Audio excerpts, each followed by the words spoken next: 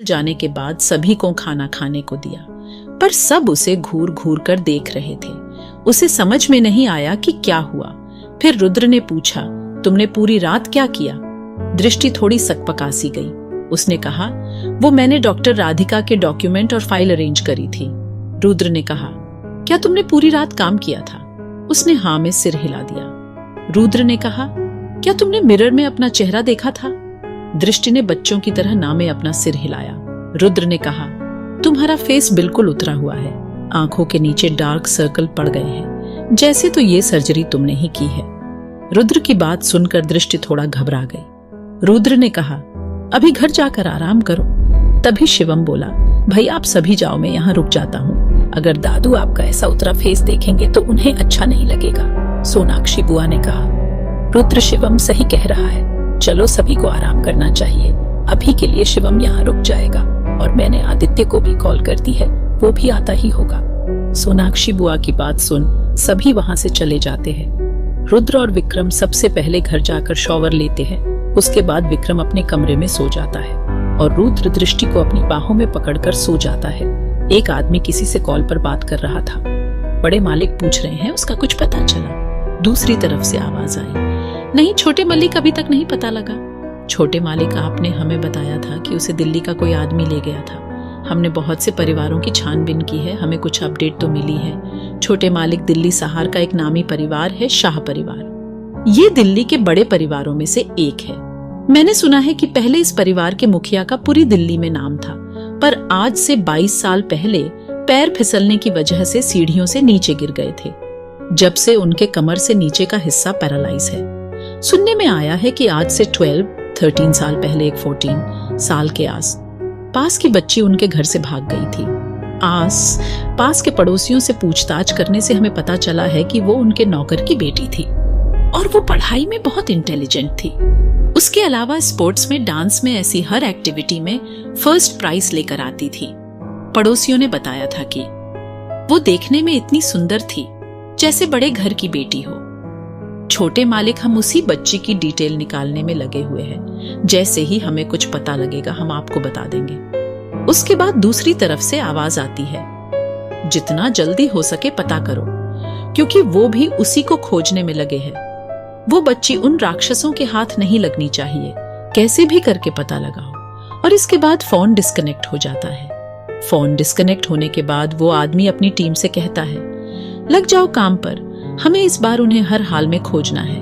उनके पीछे वो राक्षस भी पड़े हैं। तुम गलती से उनकी नजरों में मत आ जाना, नहीं तो वे तुम्हें कच्चा चबा जाएंगे। चलो अब काम पर लग जाओ। शाम के 10 बजे के आसपास दृष्टि की आंख खुली तो उसके सामने रुद्र का हैंडसम सा चेहरा था। वो उसको अपनी छोटी छोटी आंखों से निहारे जा रही थी। वो तो उसके चेहरे को देखते देखते कहीं खोसी गई थी कि तभी रुद्र की आंख खुल गई। रुद्र ने कहा, ऐसे क्या देख रही हो वाइफी? रुद्र की आवाज सुनकर वो एकदम होश में आ गई। उसने अपनी नजरें चुराते हुए बोला, कुछ भी तो नहीं देख रही थी।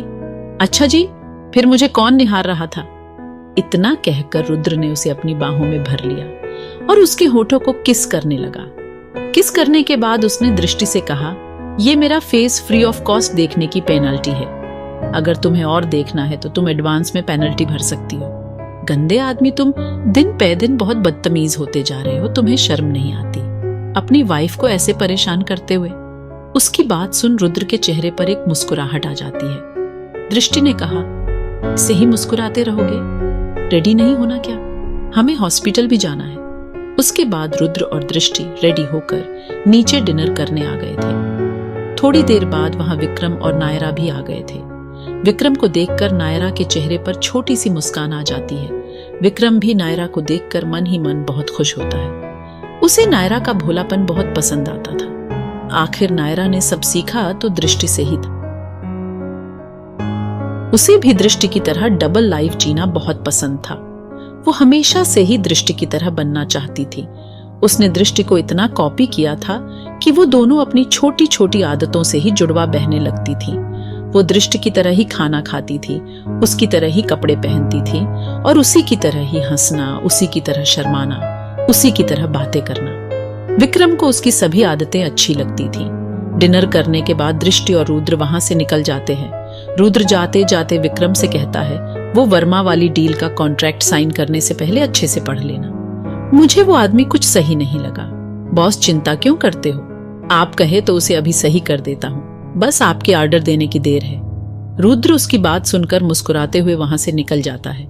हॉस्पिटल में रुद्र शिवम और आदित्य को घर जाने के लिए बोलता है और खुद दृष्टि के साथ वहीं रुक जाता है।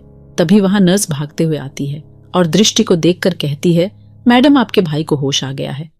इतना सुनते ही दृष्टि की आंखों में आंसू भर आए थे। रुद्र ने दृष्टि को समझाया कि तुम इतने दिनों बाद अपने भाई से रोते हुए मिलोगी तो तुम्हें इस हाल में देखकर उसे कैसा लगेगा। अब रोना बंद करो और हंसते हुए उससे मिलो। तभी नर्स ने कहा, जल्दी चलिए मैडम, वो सिर्फ एक ही बात बोले जा रहे हैं कि मुझे मेरी दीदी के पास जाना है। वो अभी ज्यादा स्ट्रेस नहीं ले सकते, अभी उनके शरीर में बहुत कमजोरी है। दृष्टि रुद्र से कहती है, तुम अभी यही रुको, तुम्हें मेरे साथ देखकर वो जरूर मुझसे सवाल करेगा और तुम तो अभी उसकी कंडीशन जानते ही हो। मैं बहुत जल्द उसे तुम्हारे और अपने रिश्ते के बारे में बता दूंगी, बस मुझे थोड़ा टाइम चाहिए। इतना कहकर दृष्टि वहां से निकल जाती है। रुद्र भी उसकी बातों से अग्री था। उसे पता था कि दृष्टि बिल्कुल सही कह रही है। क्या पता वो मेरे बारे में अचानक से डर जाए और हो सकता है वो ज्यादा स्ट्रेस ले ले, जो अभी उसके लिए बिल्कुल सही नहीं है। आगे जानने के लिए जुड़े रहिए हमसे billionaire CEO secret wife season -2 novel writer के साथ। दृष्टि नर्स के साथ VIP वार्ड में चली जाती है। दृष्टि को देखकर उसके आंखों से आंसू निकल आए। उसने हल्की सी आवाज में कहा, दीदी। उसके मुंह से इतने सालों बाद दीदी सुनकर तो दृष्टि की आंखों से आंसू छलक गए। दृष्टि ने कहा, बोलो, नकश में तुम्हारे पास ही हूं। नकश ने कहा, दीदी आप ठीक है। वो लोग कौन थे दीदी? दृष्टि ने उसकी बात बीच में काटते हुए कहा, देखो मैं ठीक ठाक तुम्हारे सामने खड़ी हूं। मुझे क्या हुआ है? तुमने मुझे प्रोटेक्ट तो कर लिया था उस दिन जब तुम्हारे सिर पर चोट लग गई थी, तो वे सभी पुलिस के आने के डर से वहां से भाग गए थे।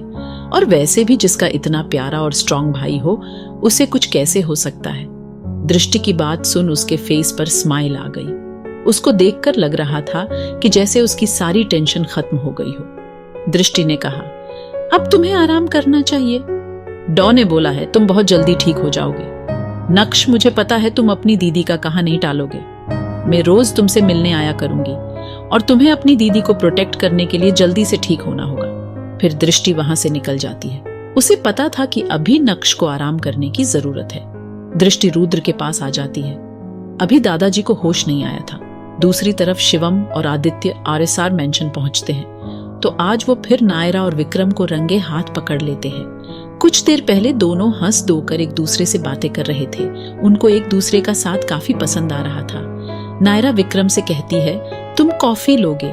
मैं तो अपने लिए कॉफी बनाने जा रही हूँ। विक्रम ने भी कहा, हाँ जरूर, पर मुझे नॉर्मल मिल्क वाली कॉफी पसंद है, वो भी शुगर के साथ। नायरा ने कहा, मुझे भी मिल्क वाली कॉफी पसंद है ना कि ब्लैक कॉफी? उसके बाद जैसे ही नायरा थोड़ी आगे बढ़ी उसके पैर सो गए थे, जिसकी वजह से वो लड़खड़ा गई। तो विक्रम ने जैसे ही उसकी हेल्प करने के लिए हड़बड़ी में खड़ा हुआ तो उसका बैलेंस नहीं बना और वे दोनों सोफे पर ही गिर गए थे। नायरा के लिप्स विक्रम लिप्स के ऊपर थे। दोनों एक दूसरे की गर्म सांसें फील कर पा रहे थे। वो दोनों एक दूसरे के लिप्स का टच फील कर रहे थे। दोनों के लिए ही ये बिल्कुल नया एहसास था। उनकी दिल की धड़कन बढ़ गई। उन दोनों में से किसी ने उठने की कोशिश ही नहीं करी। उनके लिए तो टाइम वहीं रुक गया था। उन्हें क्या पता था कि दो लोग 10 मिनट से उन्हें आंखें फाड़ फाड़ कर देख रहे हैं। शिवम ने पहले उनकी 2-3 फोटो ली और फिर खांसने की एक्टिंग करने लगा। विक्रम और नायरा हड़बड़ी में एकदम सकपका कर उठे। उठते ही उनकी नजर शिवम और आदित्य पर गई। नायरा वहां से नजरें नीची करके शर्माकर किचन की तरफ भाग गई। विक्रम दोनों को घूर कर देख रहा था। आदित्य ने कहा, मैंने कुछ नहीं किया, सब इस शिवम की गलती थी। इसने तुम दोनों की फोटो भी ली है। विक्रम ने घूर कर शिवम की तरफ देखा और कड़क आवाज में बोला, कहाँ है फोटो? शिवम ने डरते हुए फोन विक्रम को दे दिया। विक्रम ने जब वो फोटोज देखी तो पल भर में उसका गुस्सा गायब हो गया और उसके चेहरे पर मुस्कुराहट आ गई। शिवम धीरे से आदित्य से बोला, भाई अब ये विक्रम भाई को क्या हुआ? अभी तो वो इतना गुस्सा थे और अब वो मुस्कुरा रहे हैं। तू दिमाग से बुद्धू ही रहेगा बेटा, इसे प्यार कहते हैं। जब तूने उनके प्यार भरे लम्हे को खराब कर दिया था तो उनका गुस्सा होना लाजमी था। पर अच्छा किया जो तूने फोटो कैप्चर कर लिया। आज इन्हीं फोटो ने तुम्हें बचा लिया। शिवम ने इतनी रोमांटिक मूवीज की है, उससे अच्छा इन चीजों को कौन जानता होगा। पर उसे अपने बड़े भाइयों के साथ छोटा बनकर रहना ही अच्छा लगता था और इसी बचपने की वजह से वो सबका लाडला था। विक्रम ने वो फोटोज अपने मोबाइल में ट्रांसफर किए और शिवम के फोन में से डिलीट करके उसे फोन वापस कर दिया और मुस्कुराते हुए कहा, आगे से ऐसी गलती दोबारा नहीं होनी चाहिए। तभी वहां नायरा सभी के लिए कॉफी लेकर आ गई। नायरा की उन दोनों से नजरें मिलाने की हिम्मत नहीं हो रही थी।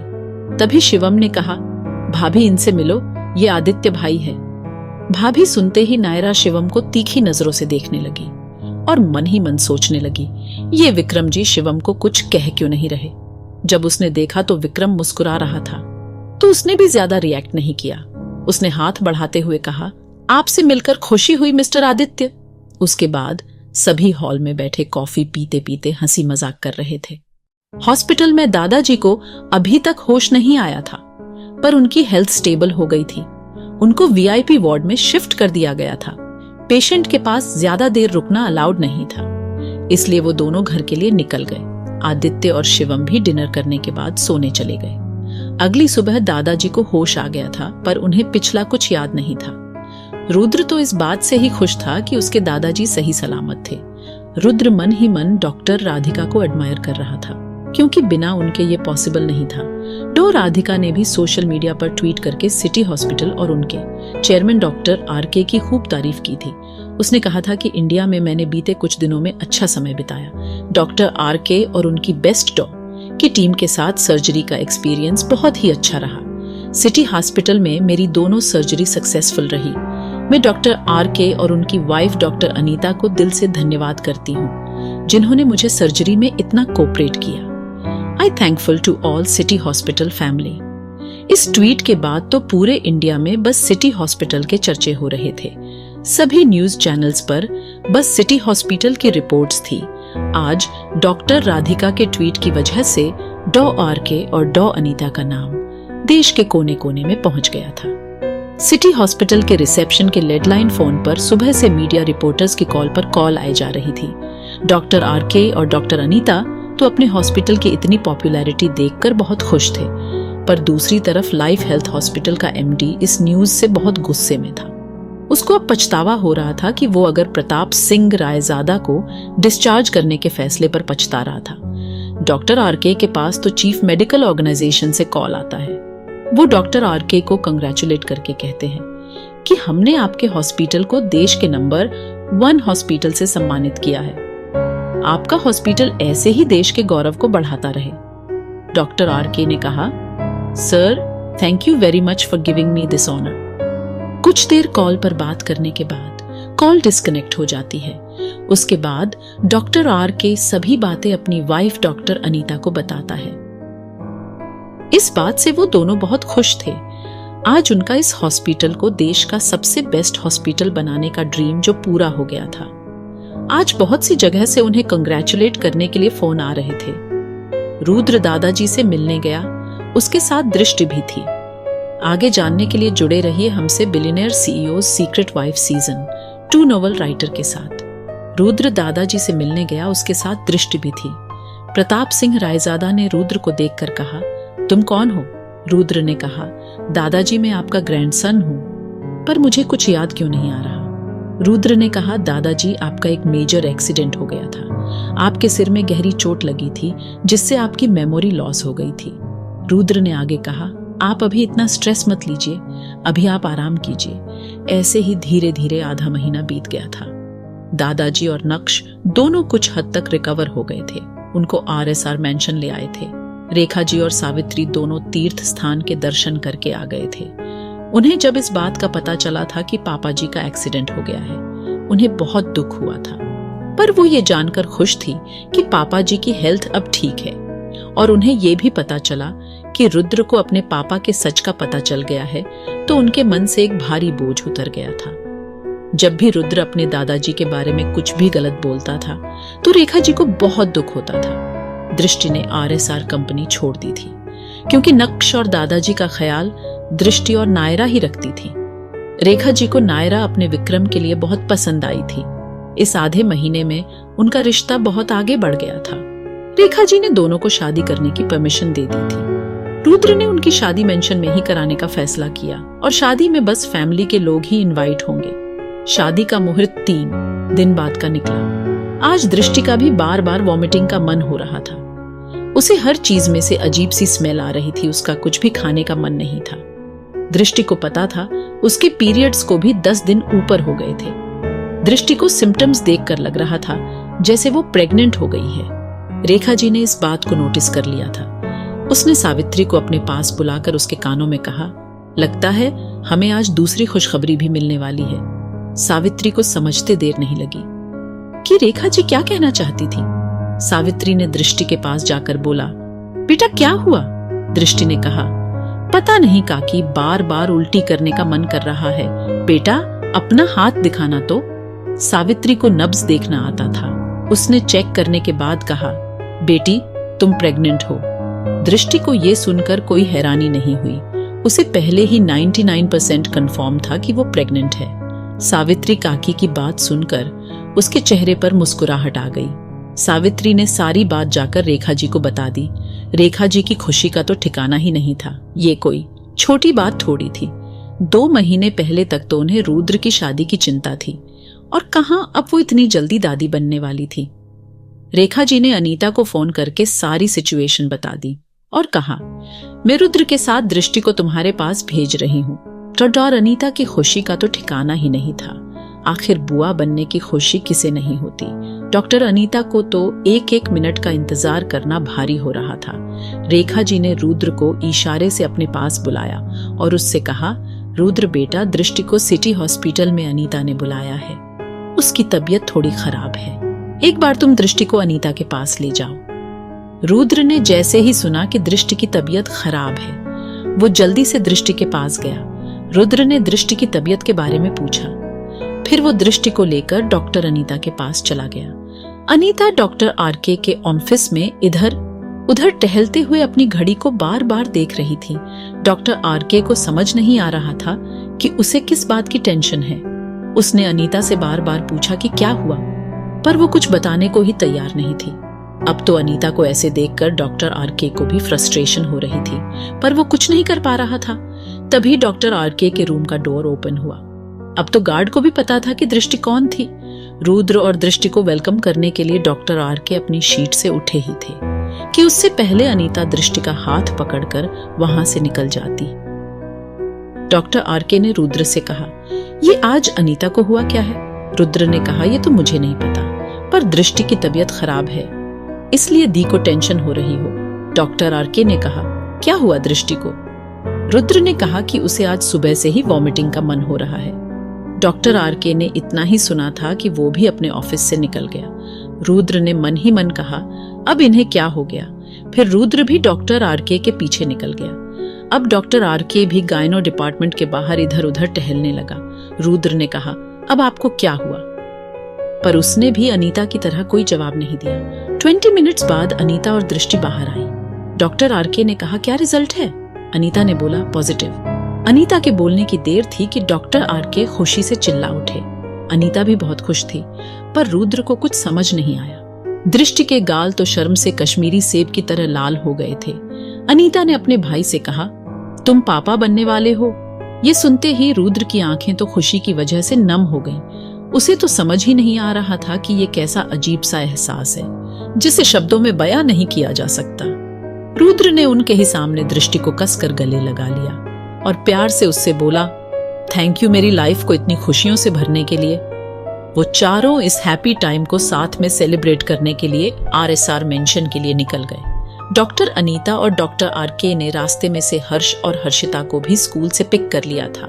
रुद्र ने सोनाक्षी बुआ को कॉल करी और उन्हें आज लंच पर इनवाइट कर दिया। रुद्र ने कॉल करके आदित्य एके को भी इनवाइट कर दिया। उसने विक्रम को कॉल करके शेर सिंह शेखावत को भी लंच पर इनवाइट करने को कहा। दृष्टि तो बस रुद्र को ही देखने जा रही थी। कैसे वो बच्चों की तरह एक्साइटेड हो रहा था। शेर सिंह को आरएसआर से एक मैटर के बारे में भी बात करनी थी, इसलिए वो विक्रम को कॉल करने ही वाला था। इससे पहले कि वो विक्रम को कॉल करता, दूसरी तरफ से विक्रम का कॉल आ जाता है। विक्रम उससे फोन पर कहता है कि बॉस ने तुम्हें आज लंच पर इनवाइट किया है। शेर सिंह भी बिना देरी किए जल्दी से रेडी होकर आरएसआर मेंशन के लिए निकल जाता है। शेर सिंह शेखावत जब भी आरएसआर मेंशन जाता था तो वह हमेशा अकेला ही जाता था, क्योंकि सिर्फ फैमिली फ्रेंड्स का ही आरएसआर मेंशन में आना अलाउड था। सभी रुद्र और दृष्टि के आने से पहले आरएसआर मेंशन पहुंच जाते हैं। बस दृष्टि और रुद्र के आने का इंतजार है। सभी लोग समझ रहे थे कि विक्रम और नायरा की 3 दिन बाद शादी है। शायद उसी की तैयारी के लिए रुद्र ने सभी को इनवाइट किया है। सब विक्रम की शादी को लेकर बहुत एक्साइटेड थे, पर किसी ने ये नहीं सोचा था कि उन्हें एक और बड़ी खुशखबरी मिलने वाली है। आगे जानने के लिए जुड़े रहिए हमसे billionaire CEO secret wife novel writer के साथ। रुद्र को दृष्टि के साथ रहने की वजह से नॉर्मल लाइफ की आदत हो गई थी। अब रुद्र जब भी दृष्टि के साथ कहीं भी जाता था तो वह बिना सिक्योरिटी के ही जाता था। रुद्र अपने साथ गार्ड्स उस टाइम ही लेकर जाता था जब उसे किसी मीटिंग या आरएसआर ग्रुप में जाना होता था। दृष्टि और रुद्र आरएसआर मेंशन पहुंच चुके थे। सभी उनके आने पर उनके पास चले गए। तभी नवीन ने कहा, रुद्र ये तो अच्छी बात नहीं है, तुमने विक्रम की भी शादी फिक्स कर दी। मैं और आदित्य ऐसे ही रह जाएंगे। शिवम तो अभी छोटा है, पर हमारा क्या? तभी एके ने कहा, मेरे लिए तो लड़की भाभी ही देखेंगी, तुम रुद्र के पीछे पड़े रहो। क्यों भाभी, सही कहा ना? दृष्टि ने एके के हाथी पर ताली मारते हुए कहा, बिल्कुल सही कहा तुमने। देखो विक्रम के लिए भी तो मैंने ही लड़की देखी है। आदित्य बोला, भाभी पहले हमने बोला था। हाँ, मैंने कब मना किया कि तुमने नहीं बोला था, पर अगर मैं सही हूँ तो तुमने शायद रुद्र से बोला था और आरव ने मुझसे। अब मैं तो सबसे पहले आरव के लिए ही लड़की देखूंगी। दृष्टि ने मुस्कुराते हुए रेखा जी की तरफ देखते हुए कहा, मम्मी जी सही कहा ना मैंने?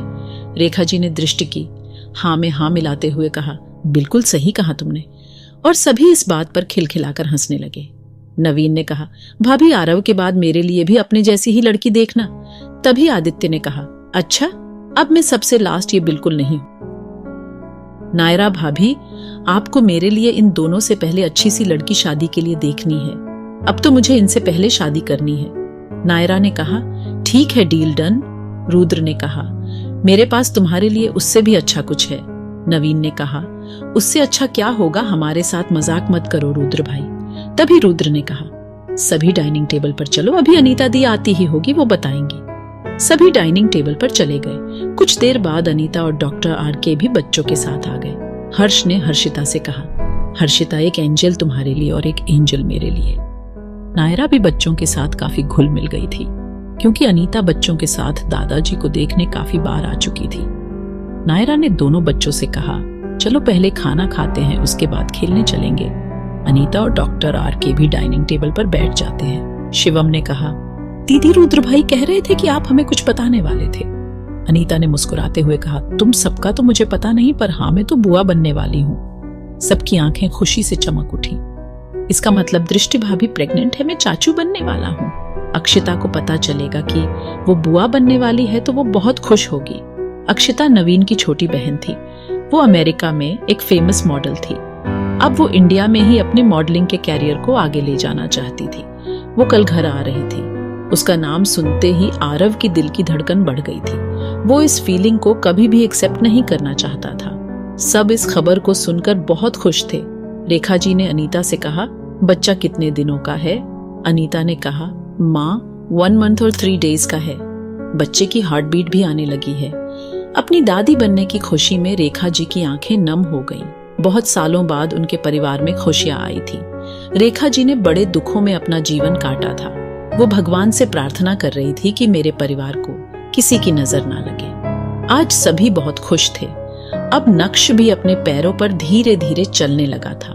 उसको पता लग गया था कि उसकी बहन की शादी हो चुकी है। उसे रुद्र बहुत पसंद आया था। घर में सभी नक्श का ध्यान रखते थे। उसे भी फैमिली की वैल्यू पता लग रही थी। दादाजी भी खुद को इस फैमिली में एडजस्ट कर चुके थे। बेशक उनकी मेमोरी लॉस हो गई थी, पर उन्हें जो इस फैमिली से अपनेपन का एहसास होता था, वो एहसास ही ये बताने के लिए काफी था कि ये उनकी फैमिली है। और दादाजी को रुद्र से तो अलग ही खिंचाव महसूस होता था।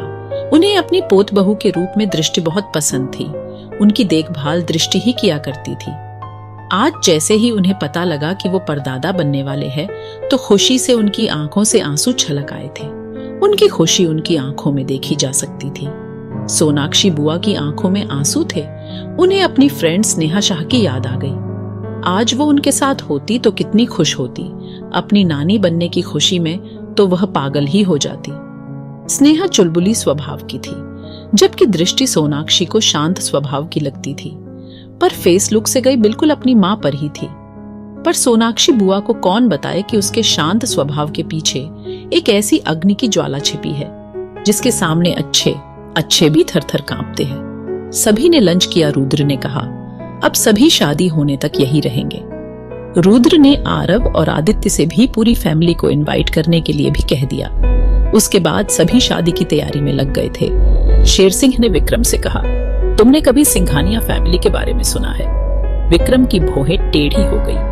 उसने कहा, तुम उसी सिंघानिया फैमिली की बात कर रहे हो जिनके नाइट्स क्लब और वाइन का बिजनेस पूरे देश में फैला हुआ है, जो इलीगल एक्टिविटी में भी इन्वॉल्व रहते हैं। हाँ जी, मैं उसी सिंघानिया फैमिली की बात कर रहा हूँ। उनकी फैमिली के लोग बहुत ही क्रूर और निर्दयी है।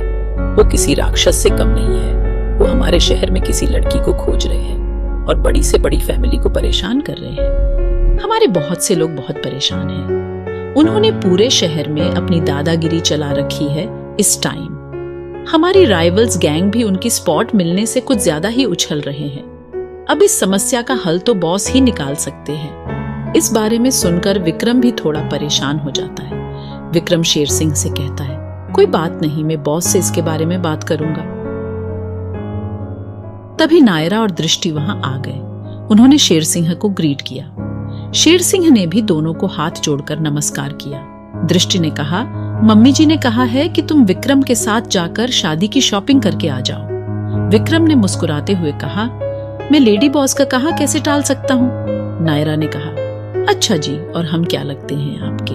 आप तो हमारे दिल की धड़कन हैं। विक्रम ने कहा, अच्छा जी, आज तो बड़े फ्लर्टी हो रहे हो। शेर सिंह ने कहा, भाभी जी, हम भी पहली बार इसका ये रूप देख रहे हैं। मैंने कभी नहीं सोचा था कि इसके जैसा खड़ूस आदमी भी ऐसे मुस्कुरा सकता है।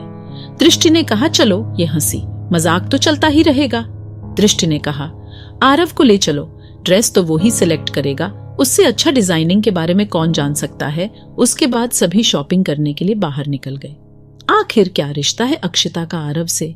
आखिर किसको खोज रही है सिंघानिया फैमिली? किसने प्रताप सिंह रायजादा पर हमला करवाया था? आगे जानने के लिए जुड़े रहिए हमसे billionaire CEO secret wife season 2 novel writer के साथ।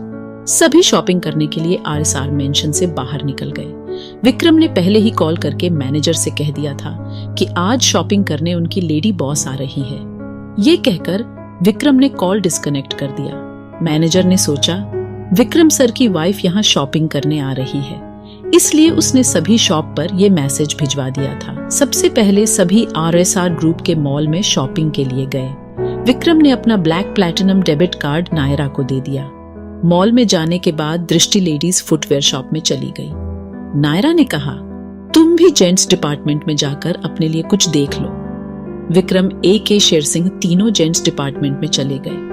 दृष्टि और नायरा ने बहुत ही सिंपल कैजुअल कपड़े पहने हुए थे।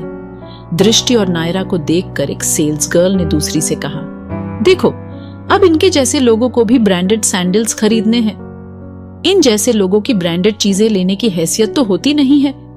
ऐसी लड़कियां तो बस ब्रांडेड सैंडल्स ट्राई करके ही खुश हो जाते हैं, उसके लिए हमें और परेशान करते हैं। देख उनके पास कितना चीप पर्स है। दृष्टि को उनकी बात सुनाई दे रही थी, पर उसने उस सेल्स गर्ल की बातों पर कोई रिएक्शन नहीं दिया। दृष्टि ने बहुत दुनिया देखी थी। उसे पता था कि कुछ ऐसी लड़कियां हर जगह होती है जिन्हें दूसरों के बारे में गॉसिप करने में ज्यादा ही मजा आता है। एक सेल्स गर्ल उन दोनों को अटेंड करने आई। उसका बिहेवियर अच्छा था। दृष्टि ने कुछ सिंपल और न्यू डिजाइन दिखाने को कहा। सेल्स गर्ल ने दृष्टि को कुछ अच्छे डिजाइन दिखाए, पर वो दृष्टि को बिल्कुल भी पसंद नहीं आए। उसने कहा, मैडम, कुछ नए डिजाइन आए हैं, पर उनका प्राइस कुछ ज्यादा ही हाई है। नायरा ने कहा, दिखाओ, प्राइस की कोई परेशानी नहीं है। उस सेल्स गर्ल ने उसके बाद अच्छी अच्छी डिजाइनर फुटवेयर दिखाई। उनमें से दोनों ने सैंडल्स के 2 पेयर लिए और उनकी बिलिंग करने काउंटर पर चले गए। और नायरा ने अपने पर्स से, जिसे वो गॉसिप करने वाली सेल्स गर्ल चीप बता रही थी, उसमें से ब्लैक प्लैटिनम डेबिट कार्ड निकाला। उसे देखकर वहां सभी की आंखें फटी की फटी रह गईं। उन्होंने ये कार्ड बस एक ही आदमी के पास देखा था, वो थे उनके बॉस विक्रम। तभी शॉप के मैनेजर ने हकलाते हुए कहा, मैडम, आप विक्रम सर की वाइफ हो। दृष्टि ने कहा, वाह जी, क्या बात है, मैडम के चर्चे तो शादी से पहले ही होने लगे। तभी मैनेजर ने कहा, मैडम, हम आपसे बिलिंग के पैसे नहीं ले सकते। विक्रम सर ने पहले ही कॉल करके बता दिया था और मैडम आपका सामान घर पहुंच जाएगा। मैनेजर की बात सुनकर जो सेल्स गर्ल गॉसिप कर रही थी, उनके पैर कांप रहे थे। उनको अपनी हरकतों पर पछतावा हो रहा था। नायरा ने वो कार्ड अपने पर्स में रखते हुए कहा, वैसे आपके स्टाफ के कुछ वर्कर बहुत ही ज्यादा बदतमीज है। जिस सेल्स गर्ल ने उनको अटेंड किया था उसकी तरफ इशारा करते हुए कहा कि your sales girl attended us very well, it is really praiseworthy. और इतना कहकर वो दोनों वहां से निकल गई। वो सेल्स गर्ल बहुत खुश थी जिसने उनको अटेंड किया था। उसके बाद वो दोनों वॉच सेक्शन में चली गई। सेल्स गर्ल ने उनको अच्छी अच्छी वॉच दिखाई। दृष्टि ने कहा, हमें कपल वॉच देखनी है। सेल्स गर्ल ने लिमिटेड एडिशन की 1 कपल वॉच दिखाई। उसमें 24 कैरेट डायमंड लगे थे। उसकी प्राइस 7.5 करोड़ रुपए थी। दृष्टि ने कहा, हमें 2 पीसेस चाहिए। सेल्स गर्ल ने कहा, मैडम, इसका दूसरा पीस भी अवेलेबल है। उसने दोनों पीस दृष्टि और नायरा के हाथों में दे दिए। वो दोनों घड़ी देख ही रहे थे कि वहां पर एक 35 ईयर की महिला आई। उसने भी सेल्स गर्ल को कपल वॉच दिखाने के लिए कहा। उसने 1-2 पीस देखे भी पर उसे पसंद नहीं आए। तभी उसकी नजर दृष्टि के हाथ में पकड़ी हुई वॉच पर गई। उसने सेल्स गर्ल से कहा, मुझे भी ऐसी वॉच देखनी है। उस सेल्स गर्ल ने कहा, मैडम, उस वॉच के और पीस नहीं है। उस महिला का नाम देविका था। देविका ने कहा, मुझे कुछ नहीं पता, मुझे वो ही वॉच चाहिए। तुम नहीं जानती मैं कौन हूँ? मैडम, मैं नॉर्मल सी सेल्स गर्ल ही, आप ही उनसे जाकर बात क्यों नहीं कर लेती? देविका ने दृष्टि के पास जाकर अपने एरोगेंट अंदाज में कहा, जो तुम्हारे हाथ में वॉच है वो वॉच मुझे चाहिए। दृष्टि ने कहा, मैं सेल्स गर्ल नहीं हूं, आप उनसे ले सकती है। देविका ने कहा, उन पर और पीस अवेलेबल नहीं है इस वॉच के, और मुझे यही वॉच चाहिए। नायरा ने कहा, ये क्या जबरदस्ती है, हम अपनी वॉच क्यों दें? देविका ने कहा, तुम मुझे जानते नहीं हो, क्या तुमने इस वॉच के पैसे दे दिए? दृष्टि ने कहा, नहीं, पर ये हमने ले ली है और हम इनकी बिलिंग प्रोसेस ही कंप्लीट करने जा रही है। उसने दृष्टि के सिंपल से कपड़े देखकर हंसते हुए कहा, अच्छा जी, तुम्हें क्या लगता है तुम इस वॉच के लिए मेरी इंसल्ट करोगी? तुम मुझे जानती होती तो मुझसे उलझने की गलती नहीं करती। दृष्टि ने कहा, ना ही मुझे तुम्हारे बारे में जानना है और ना ही मेरा तुमसे बात करने का मन है। इतना कहकर दृष्टि वहां से जाने लगी। मॉल का मैनेजर भी वहां पर आ गया था। सेल्स गर्ल ने उसको कॉल करके बुला लिया था। जैसे ही दृष्टि जाने को मुड़ी, देविका ने उसकी बाह पकड़कर अपनी तरफ घुमाया और उसके गाल पर जोरदार तमाचा जड़ दिया। जैसे ही नायरा आवाज सुनकर पीछे मुड़ी, दृष्टि ने उसको इशारा कर दिया, जिससे वो दीपिका पर हाथ नहीं उठा पाई। दृष्टि के गाल पर उस महिला की 5 उंगलियां छप गई थीं। उसके होठों के एक साइड से ब्लड निकल गया।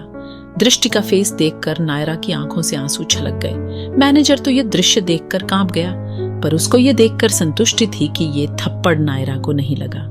मैनेजर ने सोचा कि वो देविका को नायरा की सच्चाई बताकर उनकी फ्रेंड को कॉम्पेंसेट कर देगा और देविका से सॉरी बुलवाकर इस मैटर को यहीं रफा दफा कर देगा। उसको फुटवेयर शॉप के मैनेजर ने नायरा के बारे में बता दिया था। उसने उस महिला के पास जाकर गुस्से से कहा, आपने हमारे क्लाइंट पर हाथ क्यों उठाया? माफी मांगिए उनसे। नायरा ने कहा, क्या कहा तुमने? बस माफी मांगो।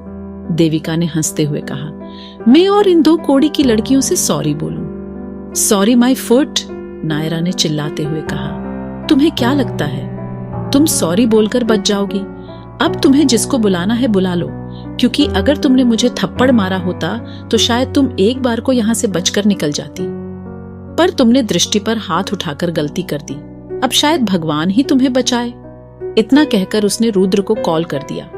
वो RSR को अच्छी तरह जानती थी। उसने रुद्र को ही कॉल करना सही समझा और कॉल पिक होने पर उसने सारी बात रुद्र को रोते हुए एक्सप्लेन कर दी। उसका मन तो कर रहा था कि इस महिला को यही जिंदा जला दे, पर वो दृष्टि की वजह से चुप थी। आगे जानने के लिए जुड़े रहिए। हमसे